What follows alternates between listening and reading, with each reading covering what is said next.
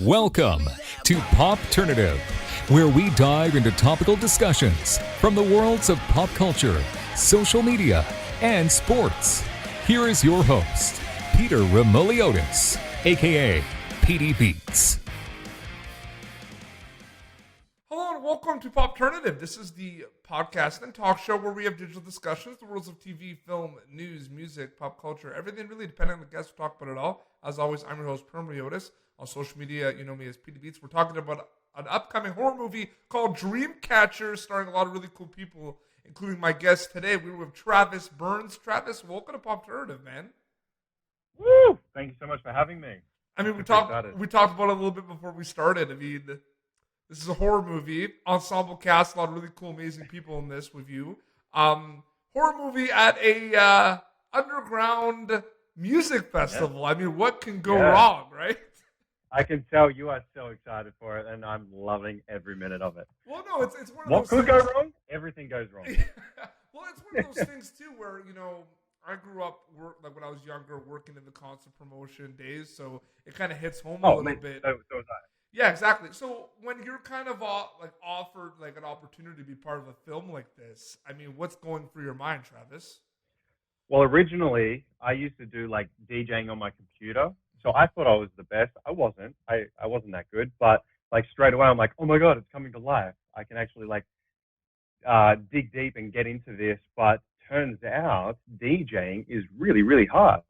So I found a very much like a respect for the actual DJs out there, and they do some incredible work, and it is really tough to actually try and get good work and do good work.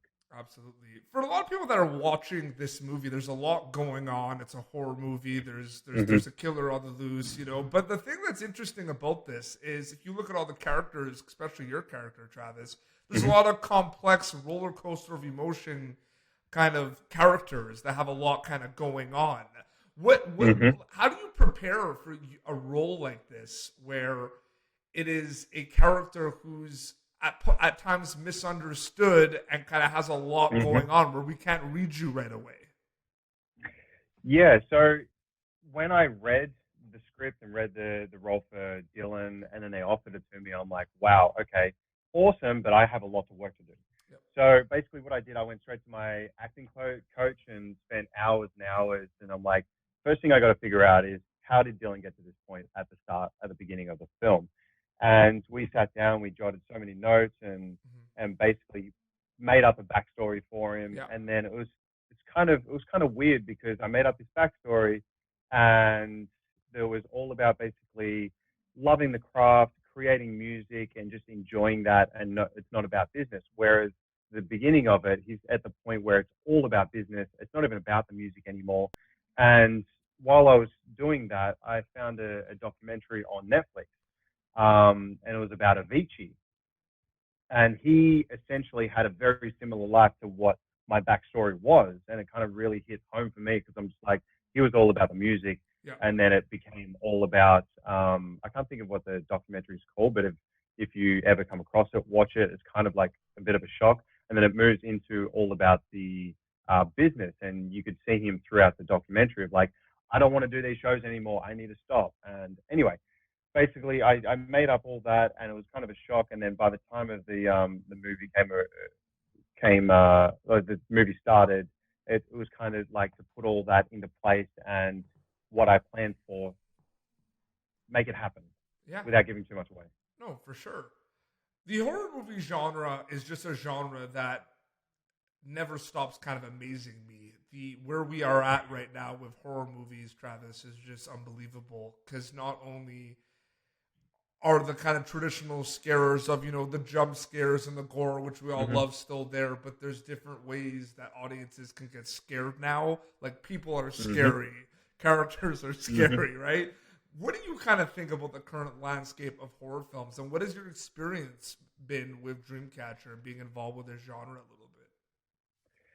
So I love it so usually people describe this movie as like a slasher. It's kind of like a Scream, but I love it how Jacob, who's the director and wrote the script, he's implemented different layers to just being a slasher film.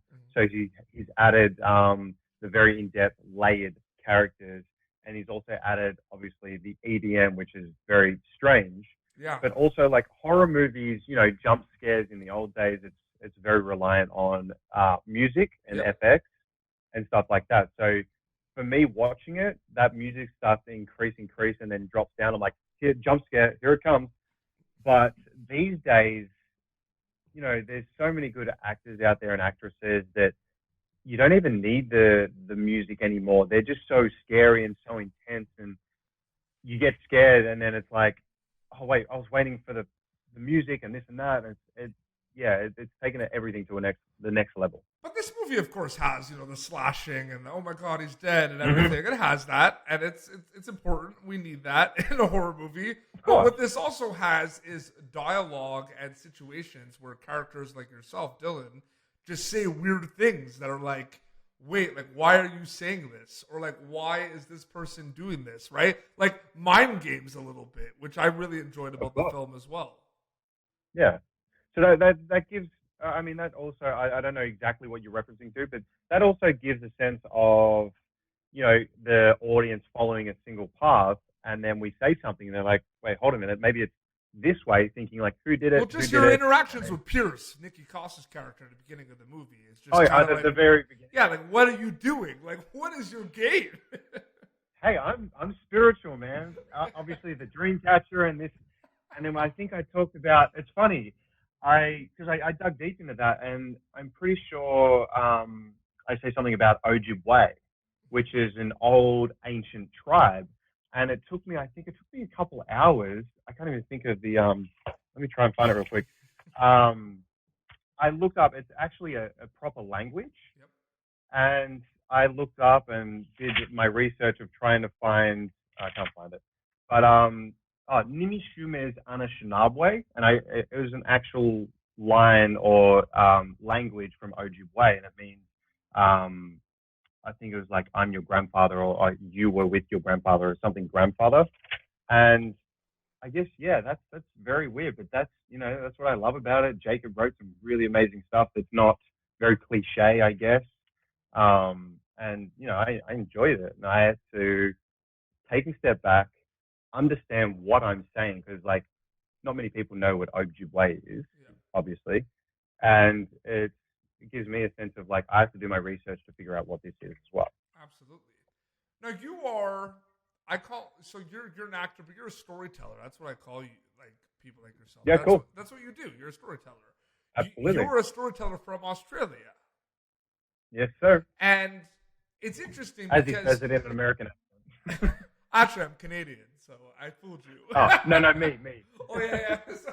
No, but it's interesting, too, because Australia is just, we talked about, like, I was involved in the music industry, right? There's so many amazing, like, bands and musicians from your country as well. I just interviewed Chase Atlantic from Australia, and they're doing unbelievable things. Yeah.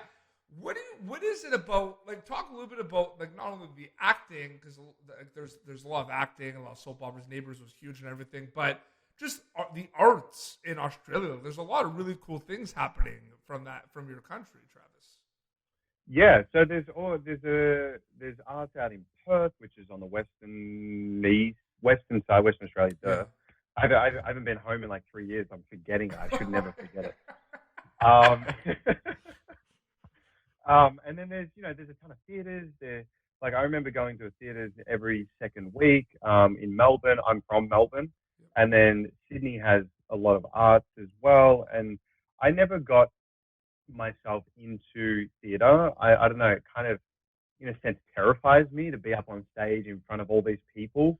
Whereas I'm more of behind the camera with the set people and kind of like that. But there's an element of people with arts and always creating and trying next level. But I mean, you come here as well, like everyone's, hustling, trying to, shoot movies, produce movies, write movies.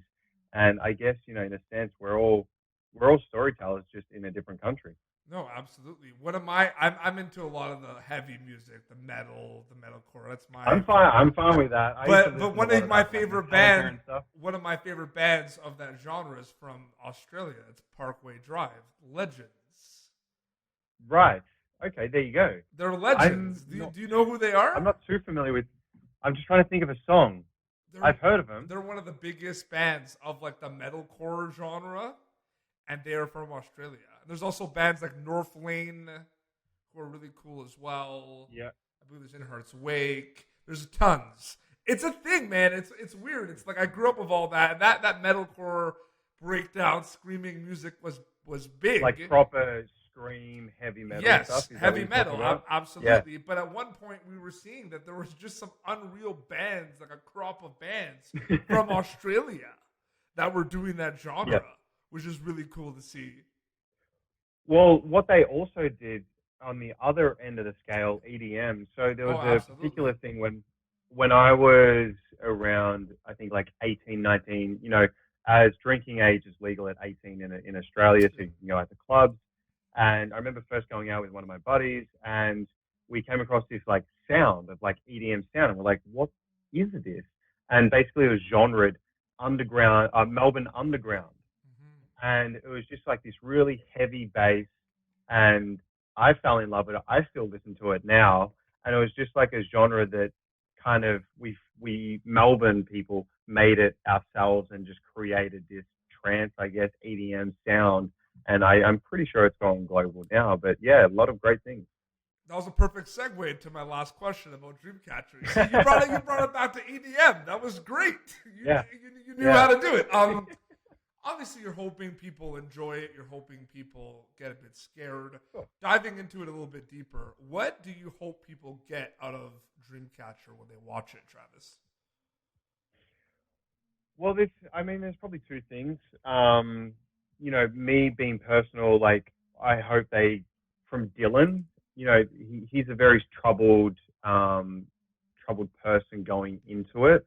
And I hope they get from him that a sense of freedom, that he overcome his problems and, had the courage to stand up for himself and, surpass all that negative, bad stuff, I guess. And as for Dreamcatcher, I just want them to sit back, enjoy it, try and figure out who did it the first, half of the movie. Oh, yeah. Probably won't, but it's a little challenge. Yeah. And I hope they get a surprise by, who actually was the culprit at the end. Mm-hmm. Absolutely. But at the end of it, just I hope they enjoy it. I find it's funny too, because I did definitely hit a wall. I'm in 1991, so I'm turning 30, but I definitely hit a wall where my idea. Same, next month. Well, my idea of a good time, like as soon as I hit like 24, 25, was not kind of going to a concert and going out and party. It was like playing video games and watching horror movies at someone's house. Yeah. Like that's Club days are over. The horror movies are the party. That's what it is. And ironically, this is a horror movie about a dance party, which is amazing. I got a question for you. What's your favorite horror movie? Favorite horror movie of all time? Of all time, yeah. I won't take offense. So I would say I really enjoyed the Amityville Horror remake with Ryan Reynolds. Oh yeah. But recently, one of my favorite movies on Netflix is a movie called The Invitation. I don't know if you've seen that. It's one of my favorite horror movies of all time. No, I haven't seen it. It's Dinner Party Gone Wrong, basically, and that's like my ideal genre. Yeah. Okay. Absolutely. Cool. I can't really watch a lot of horrors because my wife, she gets so scared. I'm like, babe, I just want to watch. Like, they're not scary. I find them amusing, but absolutely, but she hates them. No, I know it's not for everyone. But Travis, thank you so much for coming on the show to talk about Dreamcatcher. I really appreciate it. Very quickly, Absolutely. they could check out the film in March. I believe March 5th is when it's coming out. March 5th. In the US, it releases March 5th. I know that it comes out in Australia and UK will probably be a week or 2 weeks after that. And then everything else will be digital online and may go to Netflix, Amazon, stuff like that. And where can they follow you on social media to keep up to date with everything? At Mr. Travis Burns. Amazing. Well, this has been Popternative. YouTube.com/Popternative for previous episodes. You can catch Travis Burns in Dreamcatcher, which will be available in March. Until next time, this is Travis Burns and Petey Beats signing off. Thank you for tuning in to Popternative. Make sure to check out our past episodes of Popternative on YouTube. Be sure to like Popternative on Facebook and follow us on Twitter. This has been an Autograph Communications production.